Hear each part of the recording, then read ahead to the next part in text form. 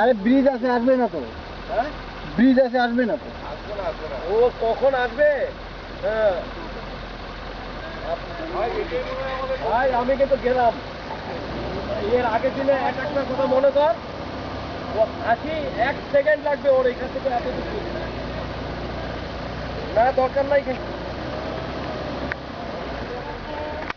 আওয়াজটা কম কর, কথাবার্তা বেশি বলছে।